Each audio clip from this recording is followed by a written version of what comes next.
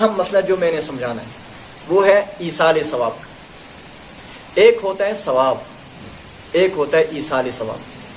ثواب کسے کہتے ہیں؟ کوئی بھی نیک عمل آپ کرو، اس پر جو اجر آپ کو اللہ تعالیٰ دیں گے، آپ کے اکاؤنٹ میں جمع ہوگا، اس کو بولتے ہیں ثواب. ایک ہوتا ہے ایصال ثواب، یہی جو اجر و ثواب آپ کو کسی بھی نیک عمل پہ ملا ہے یا آپ کے اکاؤنٹ میں، آپ کے نام اعمال میں جمع ہوا ہے، یہ ثواب اپنا آپ اپنی مرضی سے اللہ کی رضا کے لیے کسی اور کو بخش دیں. خدا ہے میرا ثواب اس کو دے دے. آج کی زبان میں اپنے اکاؤنٹ سے اپنا ثواب آپ نے کسی اور کو ٹرانسفر کر دیا، تو اس کو کہیں گے ایصال ثواب. اسلام میں ثواب بھی درست ہے اور ایصال ثواب بھی، یعنی آپ کوئی نیک عمل کرتے ہیں آپ کو اس کا ثواب ملتا ہے، بالکل درست بات. پھر اس ثواب کو آپ اپنے پاس رکھیں تب بھی حرج نہیں، اور اس ثواب کو آپ کسی اور کو بخشیں، چاہے زندہ ہو یا مردہ، اس کو بھی یہ ثواب پہنچتا ہے. یہ درست بات، یہاں تک اتفاق ہے. اور یہ ایصال ثواب بہت بڑا اسلام کی خوبی اور بندے پر اللہ کی رحمت. ایک انسان دنیا میں زندگی جتنا کچھ عمل کرتا ہے، موت کے بعد ویسے عمل ختم.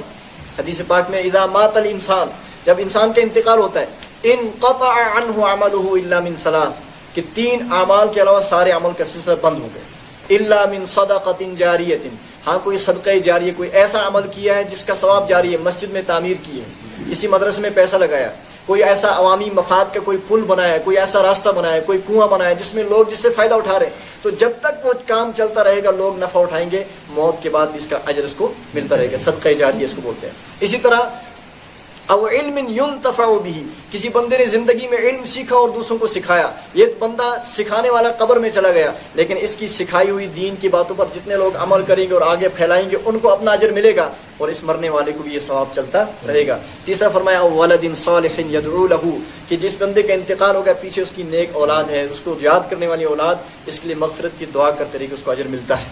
یہ اعمال چلتے ہیں، باقی سارا بند. اب دیکھو ایک بندے کے زندگی میں جو کچھ کیا مر گیا، اللہ پاک نے ایک اور راستہ رکھا ہے کہ اگر بعد والے اس کے لیے مغفرت کی دعا کریں، کوئی ثواب اس کو پہنچائیں تو اس کو اس سے نفع ہوتا ہے. اب سوال یہ ہے کہ کس کس عمل کا اس کو ثواب ملتا ہے. ایک چیز تو ہے دعا، مرنے والوں کے لیے، چاہے آج کے نئے مردے ہوں پرانے ہوں، پوری امت کے لیے انسان دعا کرتے رہنا چاہیے.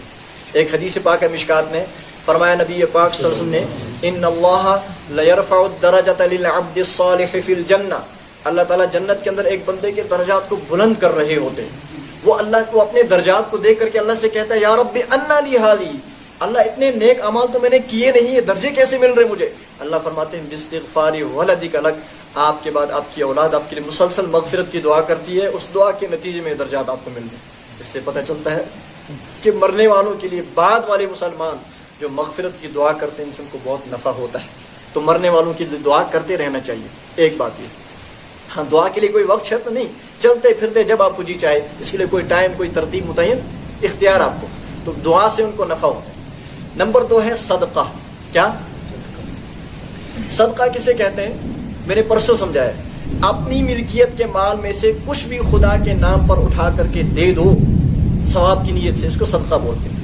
آپ یہ جو اجر آپ کو ملے گا، اس اجر و ثواب کو پھر آپ کسی بھی مردے کو بخش دو تو یہ درست ہے، مردے کو اس کا ثواب پہنچتا ہے. اس کی دلیل بالکل حدیث پاک ہے بخاری کے اندر.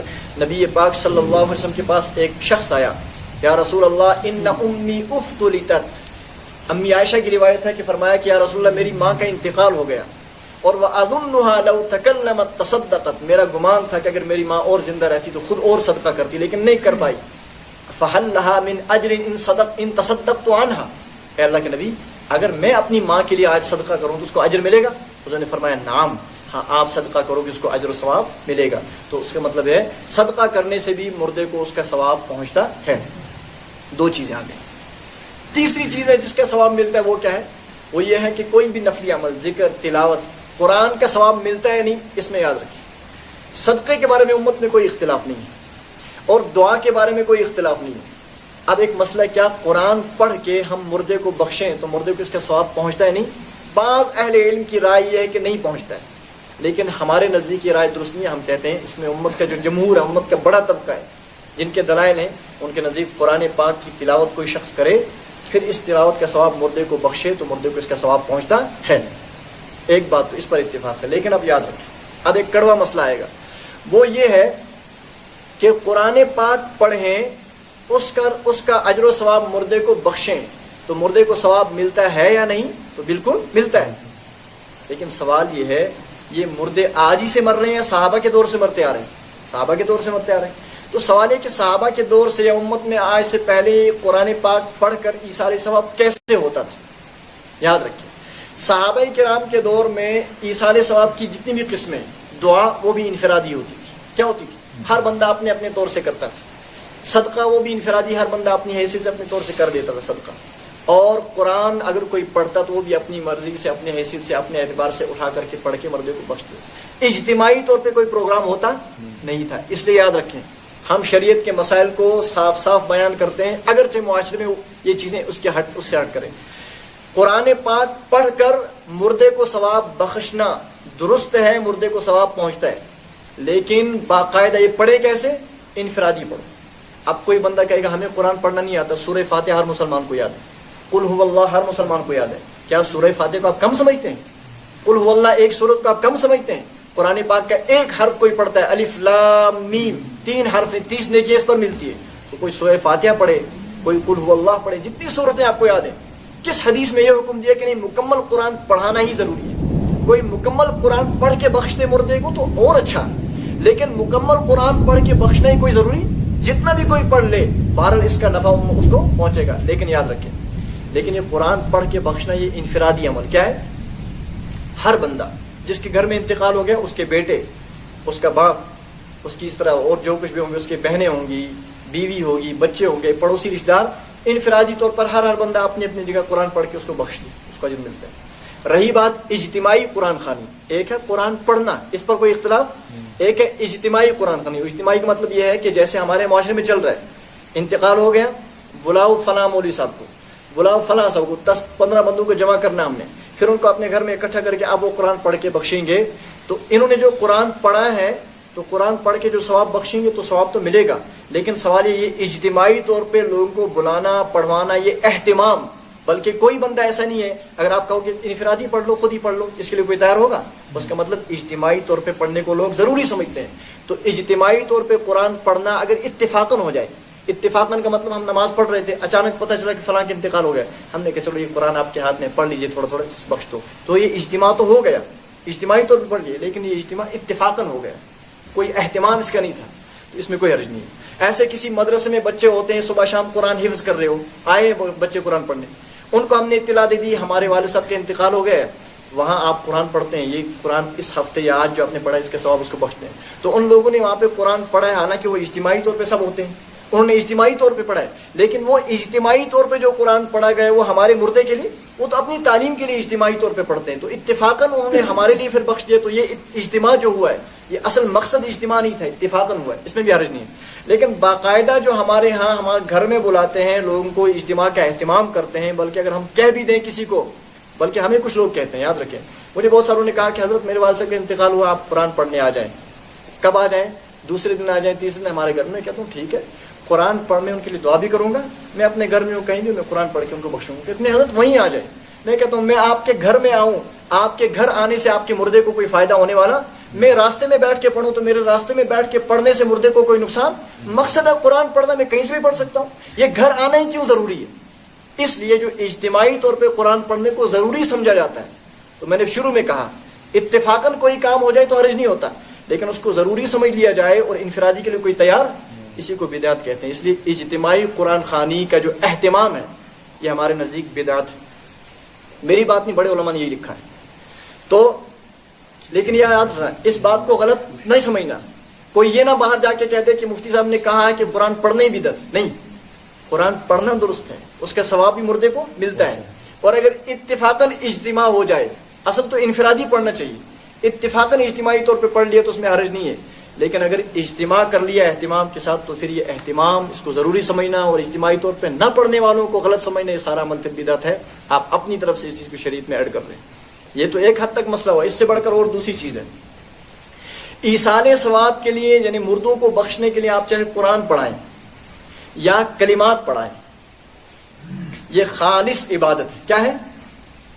اس خالص عبادت پر آپ چاہے پڑھنے والے کو نقد پیسہ دیں یا پڑھنے والے کو نقد نہ دیں، آپ کھلائیں پلائیں اس کو دعوت. اس موقع پر کھلانا بھی ناجائز اور کھانا بھی ناجائز اس موقع پر، نقد لینا بھی ناجائز، دینا بھی ناجائز، بلکہ علماء نے لکھا ہے نہ پڑھنے، اگر کھلا پلا کر نقد دے کر آپ نے مردے کو ثواب بخشانے کے لیے قرآن پڑھا ہے، نہ پڑھنے والے کو ثواب ملے گا نہ پڑھانے والے کو ثواب ملے گا، دونوں گناہ گار ہوں گے۔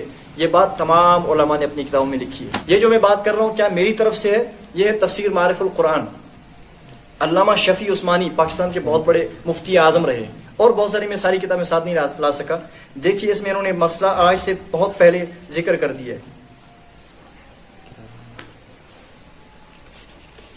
دیکھیے حضرت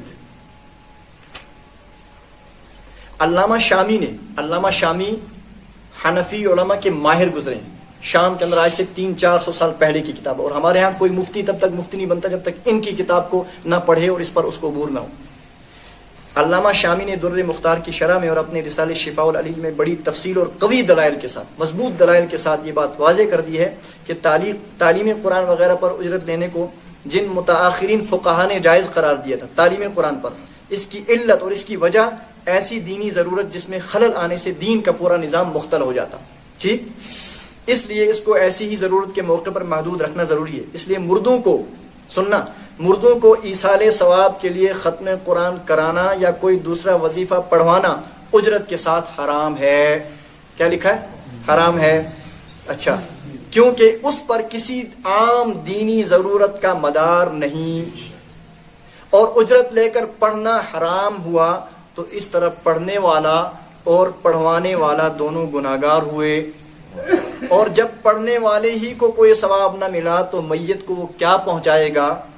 علامہ شامی رحمۃ اللہ علیہ نے اس بات پر فقہا کی بہت سی تصریحات، تاج الشریعہ، عین الشرع، یہ عینی شرح ہدایہ، حاشیہ خیر الدین، بحر الرائق وغیرہ یہ فقہ کی مشہور بڑی کتابیں ہیں سے نقل کی ہیں، اور خیر الدین رملی کا یہ قول بھی نقل کیا ہے کہ ایصال ثواب کے لیے قبر پر قرآن پڑھوانا یا اجرت دے کر ختم قرآن کرانا صحابہ اور تابعین اور اسلاف امت سے کہیں منقول نہیں، اس لیے بدعت ہے۔